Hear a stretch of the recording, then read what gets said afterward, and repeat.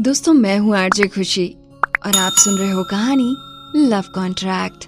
इस कहानी में आगे क्या हुआ, आइए जानते हैं। श्रेया ने कहा, ऑफ कोर्स ये पूरी तरह से नेचुरल है, मुझे सर्जरी कराने की क्या जरूरत है जब मेरे ब्रेस्ट की शेप पहले से ही पीचेस जैसी है। ना तो ये बहुत ही सॉफ्ट है और ना ही ज्यादा सख्त, और इनका साइज भी एकदम सही है। वैसे भी आजकल अगर तुम सर्जरी कराते हो तो साफ पता चल जाता है, अगर तुम लेटो तो तुम पकड़े जाओगे। मैं तुम्हें बता रही हूँ, ऐसा कहते हैं कि लेटने के बाद उनके ब्रेस्ट फ्लैट नहीं होंगे, क्योंकि उनको उसी तरीके का बना दिया जाता है, उनकी शेप चेंज नहीं होती।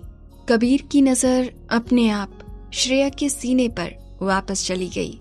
उसने जबरदस्ती अपनी नजरें हटाई और कहा, तुम्हें काफी कुछ पता है इस बारे में। श्रेया ने कहा, जाहिर सी बात है, मुझे काफी लंबी चौड़ी नॉलेज है। ऐसा कहकर श्रेया ने थोड़े अलग तरीके से अपनी टांग को छुआ। कबीर को याद आया कि उसकी टांग में पहले से ही दर्द हो रहा था और उसको फिक्र हो रही थी कि कहीं उसने श्रेया की उस चोट को छेड़ तो नहीं दिया।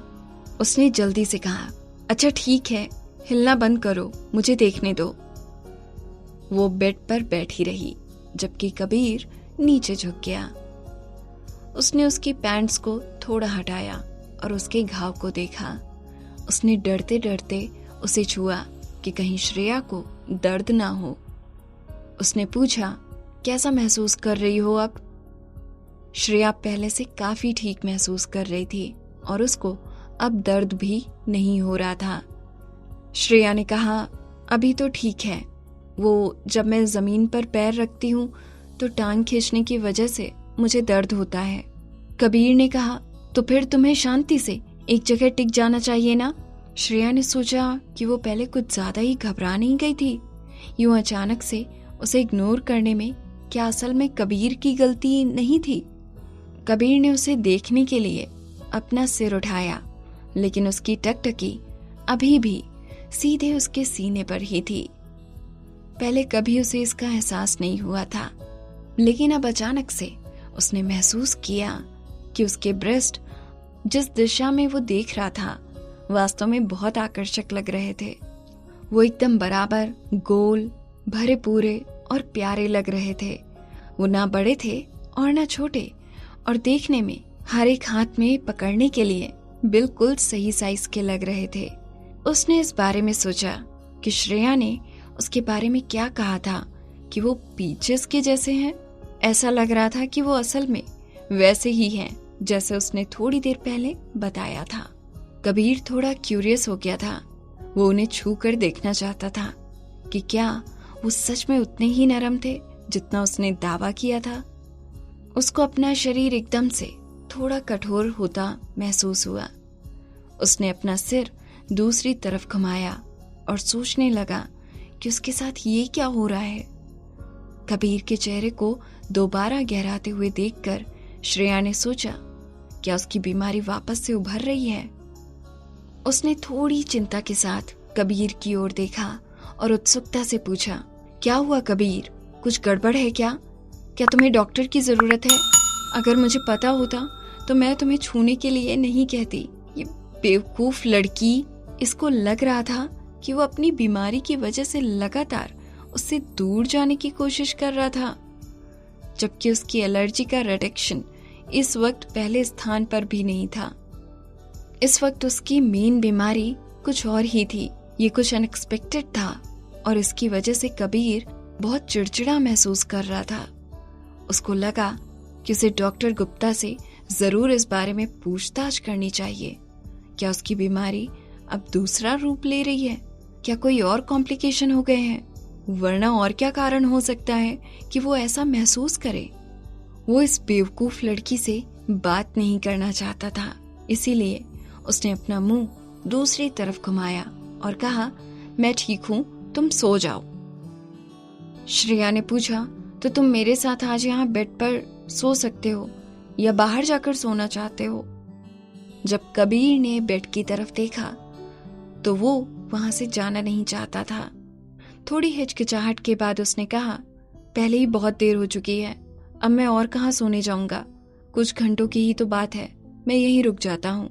I will adjust. श्रेया ने जवाब दिया। ओह, और जल्दी से उसके बेड पर थोड़ी जगह बनाई। वैसे भी उसे इससे कोई फर्क नहीं पड़ता था, जब तक कबीर को श्रेया के साथ बिस्तर शेयर करने में कोई दिक्कत नहीं थी। श्रेया को कोई परेशानी नहीं थी।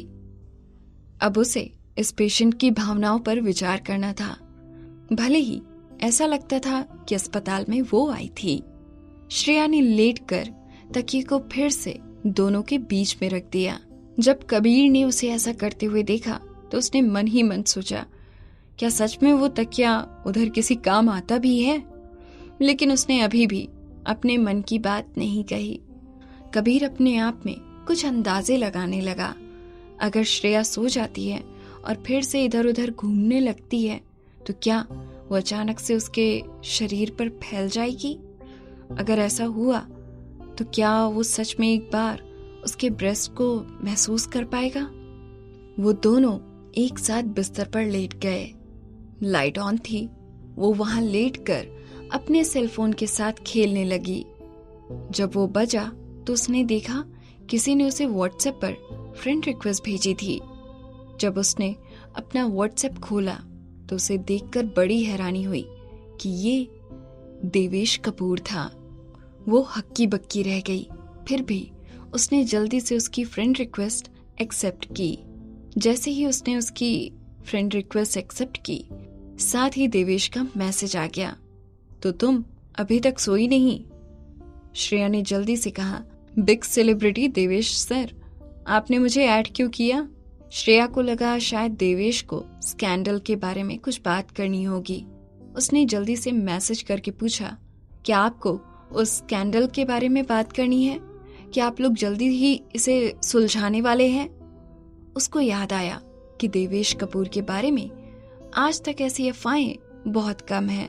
लोगों का कहना था कि देवेश को खुद स्कैंडल से दूरी बनाए रखना पसंद है, और अगर ऐसा कुछ होता भी है तो वो जल्दी से ऐसी अफवाहों को दबा देने में लग जाते हैं।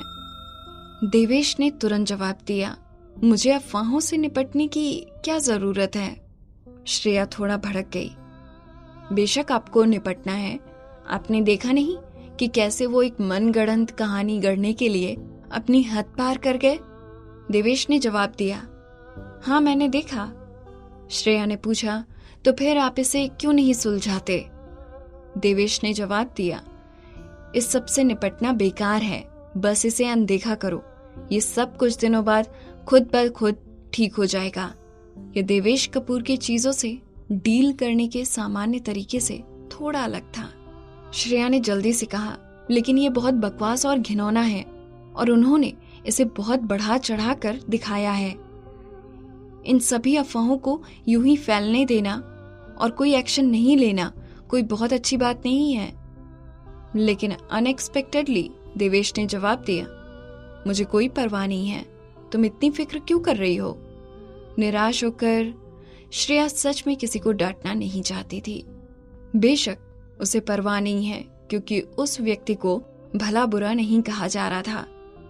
लेकिन वहीं दूसरी ओर श्रेया को बेरहमी से फटकारा गया था। उसे इस सब से इतना झटका लगा कि उसने अपना फेसबुक पेज खोलने की हिम्मत तक नहीं की। जिस पल उसने अपना पेज खोलकर देखा, उधर गालियों की बाढ़ आ रखी थी, हर एक पहले वाली से भी बदतर। श्रेया ने जल्दी से दोबारा मैसेज किया, ऐसा नहीं हो सकता बिग सेलिब्रिटी देवेश सर, आपको मुझे बचाना ही चाहिए।